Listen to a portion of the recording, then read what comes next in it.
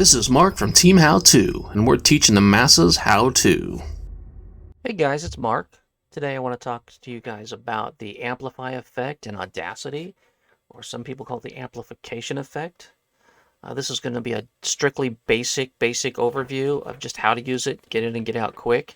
I will do another video that will have a deep dive into that, and I will put that up here in the right corner, so you can take a look at that if you're interested in the settings, a deep dive, how to find out where to use it, when to use it, why to use it, and that way you'll get the best possible results from your audio. So first we should talk about what amplification is. The purpose of amplification is to change the volume of a selected audio track that you want to either make louder or less loud. So that's the basic.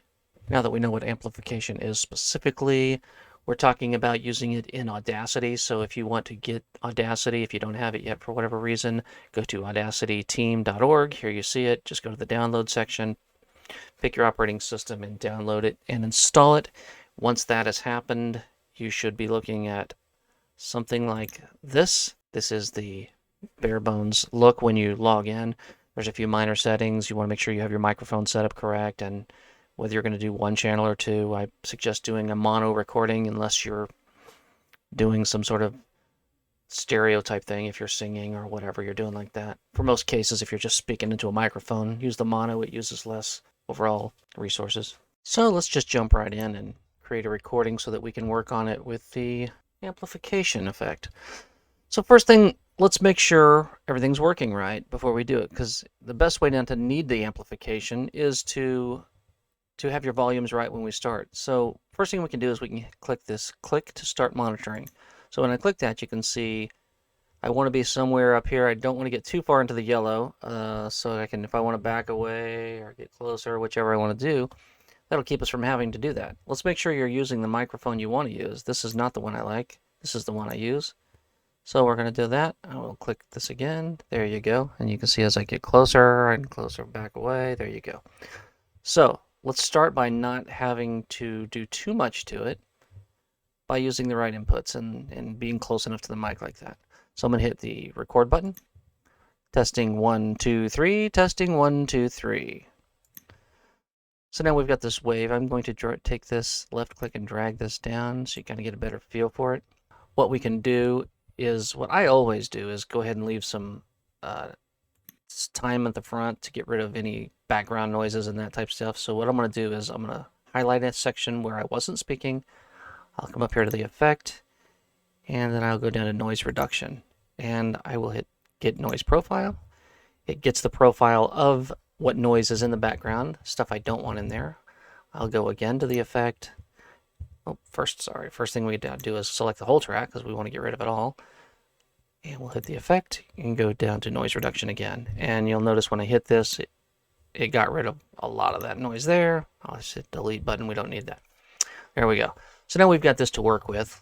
Now, since the amplification is being measured in decibels, there's an argument to be made that we should be using the decibel scale. Now, this is the normal waveform scale, which I think is easier to look at, but we'll look at the waveform dB scale for a minute here to see which one we really want to look at. What I've found is, of course, that it goes from 0 to a 60, and the closer to 0 is the max peak you can get before you start clipping.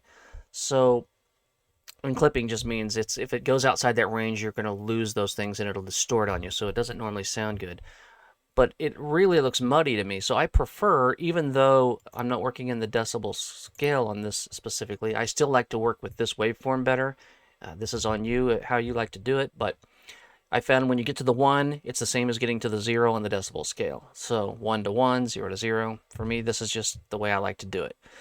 So what I can do is when I take this and amplify, so we're going to just select the whole track. We'll go up to the effect. We'll go down to amplify. Now when this pops up, there's a few things that I can talk to you about here. The first thing to know is this box right here, this value, is how much is going to be needed to get the highest point to be the maximum amplification that's allowed without clipping. And what that basically means is it's going to take whatever the highest point is. When it reaches 0, on the scale is a 1, but on the other scale is a 0, it will stop there. And you can see that this one's shorter than this one. So what'll happen is this one will stretch and this one will stretch too, but it won't stretch all the way to the 0. The other box we have to deal with here is the new peak amplitude, and that's an input box. What we can do is put numbers, whether they're positive or negative. If we wanted to put a 2 in here, it would raise this to a 7.4, but that only works if you allow clipping. If you don't, then you can't go above 0 because it will go outside of the boundaries, because 0 is the default for the maximum. So we don't want to go past there normally, so that's as high as you'd want to go. If you wanted to make it quieter, you could put a negative, so I'll do a -2. And you can see this changes accordingly. If you feel like you have to go outside the bounds, let's say you wanted to put a 1 in there, allow some clipping, it'll just take each of those above. I can show you real quick. So you can see a couple of these are going outside the bounds. And if it's just a minor thing like that, you can get away with it. It's not going to be that noticeable unless you're wearing headphones and you're an audiophile. Let me do an undo on that. So Control Z for undo. Let's do something real quick here. I think what I'm going to do is get rid of this track so we can work on a file that would be more like something that you would use, which would be something quieter. So I'll do a recording. I'm going to put a little bit of loud and a little bit of quiet in, so we'll notice where it helps and where it doesn't. Testing 1 2 3. Testing 1 2 3. Testing 1 2 3. There you go. So you see I got a little bit outside. I got this. I got this. I'm going to stretch this down a little to get a better feel for it.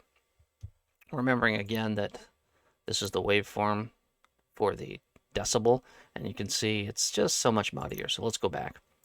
All right. Now, first things first. Let's talk about the fact that since this is outside the bounds already, if I was to hit the amplify effect, nothing would happen. So some people I've seen have left messages that said, hey, I can't amplify. What's going on? Every time I do it, it doesn't go anywhere. This is probably the problem they're having. It could be other things, but when you do this, notice the change in it's going to be 0, so you can't really do much with that. And if I wanted to make it more and put a higher number, I'd have to allow clipping, and then this would distort, and so that's no good. So I think the better thing to do in this case is to do a more targeted, isolated sort of version of it. So instead of hitting this part and doing the whole thing, let's do this much. And we'll come in Effect, Amplify, and we'll do it to its maximum, which will be 8. And you can see it's probably going to be this one that'll hit it. Pretty close up. There's one errant spot that went outside of it. So now you can still see that this is down. So you kind of get the idea, I would hope by now, that trying to do this with strictly amplification, if you have highs and lows and it's all over the board, it's generally not the best approach. I'm going to hit undo, Control Z, and I'm going to show you a way to amplify using a different tool, and it's called the compressor. So I'm going to highlight it all, and if you want more on the compressor, a detailed in-depth analysis, I'm going to throw a video up here, and it'll go into all of these in minute detail. You will not have any questions left, I hope, after watching that if you need to know deeps. But just to know how to use it, all we got to do is hit Effect, come down to Compressor, and what's going to happen without getting deep into this is the compressor has the ability to not jack with the highs, but actually bring up the lows to sort of make it meet in the middle. And since we have this button checked, which you want checked, it's going to still bring our maximum gain to 0, which, as you know, is the 1 on this scale. So it's going to bring it all the way up to here. You can see this is already here, and that's why the amplify wouldn't work on all of it. It would just say, oh, it's already there, sorry, but the compressor will let you do it. So we're going to hit OK, and boom, look at that. So it's brought up a lot of it across the board, and you might say, well, what about this stuff? It's still a bit low, which I agree.